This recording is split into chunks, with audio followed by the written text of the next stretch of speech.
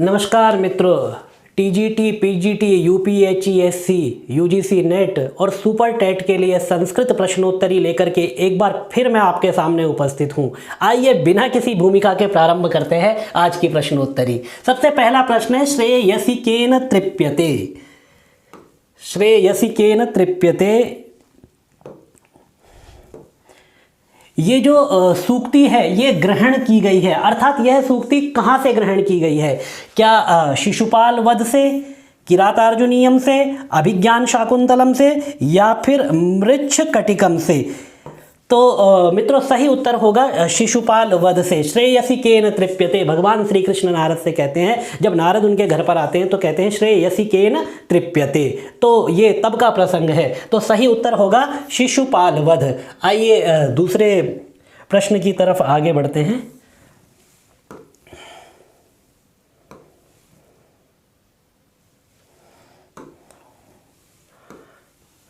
दूसरा प्रश्न है कि खंड काव्य कहा जाता है। खंड काव्य कहा जाता है, अर्थात खंड काव्य किसे कहा जाता है ये पूछना चाहते हैं। तो काव्य के एक देश का अनुसरण जो करता है वह खंड काव्य कहलाता है, या फिर खंडों में विभक्त काव्य खंड काव्य कहलाता है, या फिर खंडिता नायिका के चरित्र पर आधारित जो काव्य होता है वह खंड काव्य कहलाता है, या फिर महाकाव्य के कुछ सर्गों का निबद्धीकरण जिसमें हो वह खंड काव्य कहलाता है। तो काव्यस्येक देशानुसारी च, ऐसा जो है जब हम खंड काव्य की परिभाषा को पढ़ते हैं तो इस प्रकार से हमें वहां पर प्राप्त होता है काव्यस्येक देशानुसारी च, जो काव्य के एक देश का अनुसरण करता हो उसको खंड काव्य कहते हैं। तो यहां पर आपका जो पहला विकल्प है वह बिल्कुल सही उत्तर होगा। आइए आगे बढ़ते हैं अगले प्रश्न की तरफ। ये जो ऊपर उत्तर लिखे हुए हैं, ये जो उत्तर है ये पिछले प्रश्न के उत्तर हैं। ये स्लाइड बनाने में आज थोड़ी सी चूक हुई है कि उत्तर जो है वो दूसरे प्रश्न पर आ गए हैं, दूसरे पेज पर आ गए, दूसरी स्लाइड पर आ गए। तो आप लोग उसको इस प्रकार से समझेंगे, इसको लेकर के आप कंफ्यूज नहीं होंगे कि ये इसका उत्तर है। सांख्य दर्शन में महदादि प्रकृति के विकार कहे गए हैं। अब ये विकार यहाँ पर होना चाहिए, विचार लिख दिया गया है, विकार। महदादि प्रकृति के विकार कहे गए हैं। कितने विकार हैं? 12, 13, 16 या फिर 21। तो 12 तो है नहीं, 12 तो मीमांसा दर्शन में 12 अध्याय हैं। मीमांसा में 12 अध्याय, इसीलिए उसको 12 लक्षणी कहा जाता है। 13 कुछ अभी है नहीं ऐसा। और 16कस्तु विकारः, 16कस्तु विकारः, तो विकार कितने हैं? 16 हैं। तो इसका मतलब जो हमारा सही उत्तर होगा वह सी होगा। 16कस्तु विकारः न प्रकृति न विकृति पुरुषः, ऐसा वर्णन हमें सांख्य कारिका में मिलता है। आइए आगे बढ़ते हैं अगले प्रश्न की तरफ। अंतवंत इमे देहा नित्यस्योक्तः शरीरिणः, यह पूरा श्लोक है। आप जो अशुद्धियां हैं आज बहुत ज़्यादा मुझे दिखाई दे रही है, तो कृपया उन पर ध्यान ना दें और केवल तत्व को समझें, विषय को समझें, क्योंकि विषय हमें जो है ज़्यादा अधिगम करना है। तो ये छोटी मोटी गलतियां हैं, टंकण दोष है, और ऐसा नहीं है कि जो इसको टाइप करते हैं वो सभी संस्कृत निष्ठ लोग हैं, लेकिन फिर भी वो इतना टाइप करते हैं तो वास्तव में वो लोग धन्यवाद के पात्र हैं। तो आइए हम सीधे विषय पर चलें। अंतवंत इमे देहा, पूरा श्लोक, पूरी लाइन इस प्रकार है, अंतवंत इमे देहा नित्यस्योक्तः शरीरिणः। तो ये जो पंक्ति है ये, इसका तात्पर्य क्या है? तो दोनों प्रश्न है, ये कहाँ से ली गई और इसका तात्पर्य क्या है। एक प्रश्न हम अपनी तरफ से बना देते हैं। ऐसा नहीं कि आपको 20 प्रश्न यदि हम पढ़ा रहे हैं तो केवल 20 ही पढ़ा रहे हैं, 20 में से 30 निकल के आराम से आ जाएंगे। तो अंतवंत इमे देहा, यह इसका तात्पर्य क्या है कि ये शरीर नाशवान है, आत्मा अजर अमर है, आत्मा नश्वर है, या फिर शरीर का अंत हो चुका है। सबसे पहले तो ये जो पंक्ति ली गई है ये श्रीमद् भगवद गीता से ली गई है, ठीक है। तो ये भी प्रश्न आ जाता है कि ये कहाँ से लिया गया है, तो ये गीता से लिया गया है। और अंतवंत इमे देहा, अंतवंत इमे देहा, ये जो शरीर है ये कैसी है?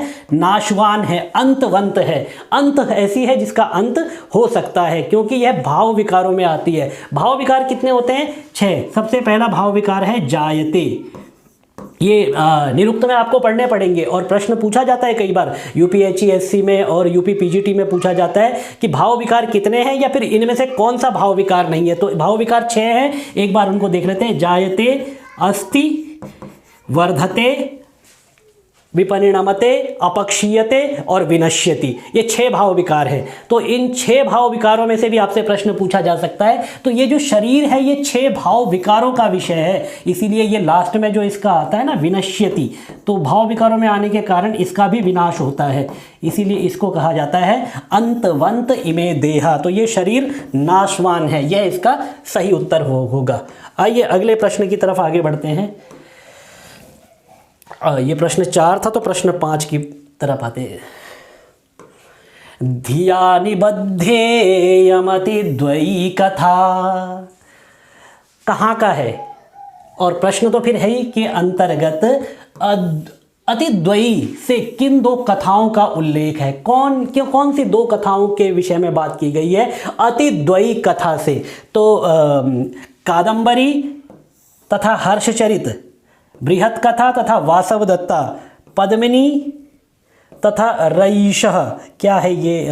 चलो जो भी है, सही उत्तर तो वैसे भी नहीं है। तिलक मंजरी तथा अवंती सुंदरी, ये तो महाकवि दंडी का है। तो धिया निबद्धेयमति द्वयी कथा, इसमें जो अतिद्वयी कथा है ये कौन सी 2 कथाओं के विषय में कहा गया है और यह प्रश्न कहाँ से लिया गया है? ये जो पंक्ति है यह कहाँ से ली गई है? तो ये पंक्ति ली गई है कादंबरी से। याद रखेंगे सभी की यह पंक्ति ली गई है कादंबरी से। और जो बात की गई है धिया निबद्धेयमति द्वयी कथा, तो ये बृहत कथा और वासवदत्ता, सुबंधुकृत वासवदत्ता और गुणाढ़्यकृत बृहत कथा, इन 2 कथाओं के बारे में यह बात की गई है धिया निबद्धेयमति द्वयी कथा। इन दोनों कथाओं का अतिक्रमण करने वाली ये कथा मैं लिख रहा हूँ, ऐसा बाणभट्ट कहते हैं। आइए आगे बढ़ते हैं। नासतो विद्यते भावो ना भावो विद्यते सतः। अब ये केवल गीता की पंक्ति नहीं है, ये सत्कार्यवाद का लक्षण भी है। नासतो विद्यते भावो यद्यपि असदकरणादुपादान ग्रहणात् सर्वसंभवा भावात् शक्तस्य शक्य करणात् कारण भावाच्च सत्कार्यम, यही पूछा जाता है। लेकिन गीता में यदि सत्कार्यवाद के बीज ढूंढेंगे, कभी कभी बार पूछा, 1-2 बार पूछा भी है, तो वहाँ पर ना सतो विद्यते भाव ना भाव विद्यते सतः, यह सत्कारवाद का लक्षण है। तो ये कहाँ से लिया गया है? श्रीमद् भगवद गीता से। ये मैंने आपको चर्चा करते हुए बता ही दिया है। तो आगे बढ़ते हैं अगले प्रश्न की तरफ। थोड़ा समय कम लेंगे, व्याख्या थोड़ी कम करेंगे, क्योंकि हमारे पास प्रश्न अधिक हैं और समय थोड़ा कम है। थोड़ा सा मन आज मेरा भी थोड़ा सा दुखी हुआ है ये देख करके कि इसमें अशुद्धियाँ बहुत ज़्यादा है, लेकिन फिर भी हमारे जो विद्यार्थी हैं, जो संस्कृत के उपासक हैं, वो मुझे पूरी आशा है इन अशुद्धियों की तरफ ध्यान न दे करके केवल विषय का अवबोधन करने की दृष्टि से आज के इस वीडियो को देखेंगे। आइए अगले प्रश्न पर चलते हैं। अगला प्रश्न है हमारा, मृच्छ कटिकम का शाब्दिक अर्थ है। ये प्रश्न मैंने कल भी पूछा था। मृच्छ कटिकम का शाब्दिक अर्थ है, तो मृच्छ मतलब मृत और प्लस शकटिकम, शकटिका होती है ना, शकटिका, शकटिका मतलब गाड़ी, और जो पहले चलती थी बैलगाड़ी के साथ जो पीछे से जोड़ा जाता था उसको शकटिका बोलते थे। शकटासुर एक ऐसा ही राक्षस है जो श्री कृष्ण को मारने के लिए आया था बचपन में। तो अमृत मतलब मिट्टी, तो मिट्टी की गाड़ी, ये इसका सही हिंदी अर्थ होगा। और यहाँ पर शश छोटी से जो इसको जो है श को छ हो जाता है। शश छोटी सूत्र कहता है जया परस्य सस्य छो वा अटी, तो इस नियम के अनुसार यहाँ पर जो है श को छ हो जाता है, तो मृत शकटिकम जो शब्द है वह मृच्छ कटिकम ऐसा बन जाता है। आइए अगले, तो मिट्टी की गाड़ी ये इसका सही उत्तर होगा। आइए अगले प्रश्न की तरफ आगे बढ़ते हैं। अगला प्रश्न है हमारा प्रश्न संख्या 8। बहुत ही महत्वपूर्ण प्रश्न है। हर बार हम इसको परीक्षा में कई बार गलत कर देते हैं, तो ध्यान रखना है इस तरह के प्रश्नों का हमें। वह धातु से तुमुन, अब ये देखिए इससे बड़ी गलती तो यहाँ पर है, तुमुन प्रत्यय लगाने पर रूप होगा। अब वह धातु से तुमुन प्रत्यय लगाएंगे तो बहितुम, वहेतुम, वोढ़ू, तो वोढ़ू में तो माँ है नहीं, ये तो वैसे ही ऑप्शन से बाहर हो गया। बहितुम कई लोग लगा देते हैं, लेकिन हमें जो है वह है तो बह तो हो नहीं सकता, वह ही होना चाहिए। लेकिन कई बार वहितुम भी दे देते हैं, ये भी गलत होगा, बहितुम भी गलत होगा। तो ये जो है यहाँ पर वोढ़ुम होना चाहिए यहाँ पर। तो वोढ़ुम ये अशुद्ध यहाँ पर प्रिंट हुआ है, तो वोढ़ुम ये सही उत्तर होना चाहिए इसका डी। तो वोढुम इसका सही उत्तर होगा। एक बार आप लोग देख लेंगे। अगले प्रश्न की तरफ बढ़ते हैं हम। डी, तो वो सही उत्तर वोढुम ही है। वोढुम, वोढुम। ये कलम भी जो है, आइए, गौणी लक्षणा का ज्ञान प्राप्त होता है। गौणी लक्षणा का ज्ञान प्राप्त किससे होता है? समवाय से, सादृश्य से, संयोग से या अर्थापत्ति से। गौणी लक्षणा, अब बहुत गौरवाहिका और आयुर्घृतम, आयुर्वेदम, ये अनेक साध्यावसाना, गौणी लक्षणा, शुद्धा सारोपा लक्षणा, ये सब एक बार एक चार्ट बना करके आपको जो है दे दिया जाएगा, जिससे कि किसका क्या भेद है, किससे किसका ज्ञान होता है, ये सब आपको पता चल जाएगा। तो इसका सही उत्तर क्या होगा ये आपको बताना है। तो गौणी लक्षणा का ज्ञान होता है संयोग समवाय से। गौणी लक्षणा का ज्ञान होता है समवाय से। एक बार इसको करेक्ट करेंगे। बी, सादृश्य से। ठीक है, तो गौणी लक्षणा का जो ज्ञान होता है वह होता है सादृश्य से। आप ठीक कर लेंगे, समवाय से नहीं होता है। गौणी लक्षणा का ज्ञान सादृश्य से होता है। होता है कई बार ये प्रश्न, हमारे भी एक दो बार ऐसा हो जाता है कि गलत आपको बताने से अच्छा है उसको तुरंत करेक्ट कर लिया जाए, उसको ठीक कर लिया जाए। आइए अगले प्रश्न की तरफ बढ़ते हैं। परस्य हृदये लग्नम न घूर्णयति अच्छिरः। पंक्ति कहाँ से ग्रहण की गई है? परस्य हृदये लग्नम न घूर्णयति अच्छिरः, अभिज्ञान शाकुंतलम, मृच्छकटिकम, कादम्बरी या फिर नल चंपू। सही उत्तर होगा नल चंपू से ये ली गई है। त्रिविक्रम भट्ट लिखते हैं परस्य हृदये लग्नम न घूर्णयति अच्छिरः, जो ऐसा दूसरे के हृदय में लगने के बाद जो बाण किसी के सिर को न घुमा दे, ऐसे बाण का लाभ क्या है? तो ऐसा त्रिविक्रम भट्ट अपने नल चंपू में लिखते हैं। तो सही उत्तर आपका होगा नल चंपू। आइए अगले प्रश्न की तरफ बढ़ते हैं। ग्रामं गच्छन् तृणं स्पृशति। ग्रामं गच्छन् तृणं स्पृशति में स्पृशति, फिर ये विसर्ग दे दिए, में तृण द्वितीया विभक्ति, तृण में द्वितीया विभक्ति होती है। तृण में द्वितीया विभक्ति होती है कर्मणि द्वितीया से, अकथितंच से, तथायुक्तम चानिप्सितमम से या अभिनिविशश्च। अब बहुत ही महत्वपूर्ण प्रश्न है, क्योंकि ये जितने भी सूत्र यहाँ पर बताए गए हैं चारों सूत्र द्वितीया विभक्ति को करते हैं।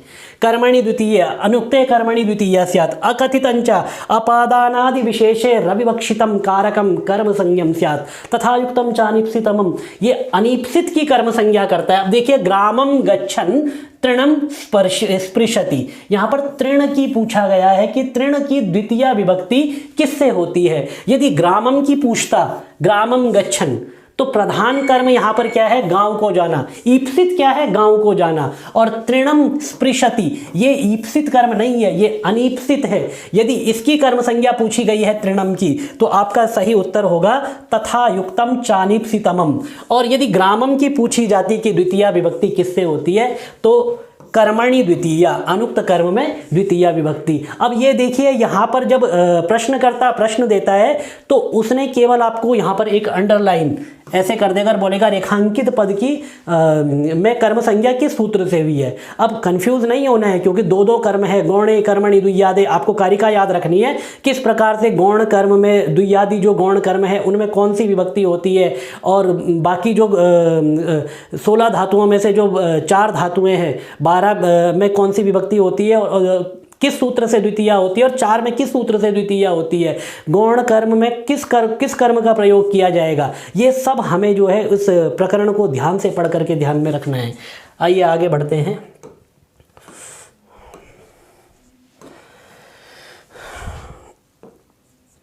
वेदांत सार के रचयिता हैं। वेदांत सार के रचयिता कौन है? तो सही उत्तर इसका होगा सदानंद।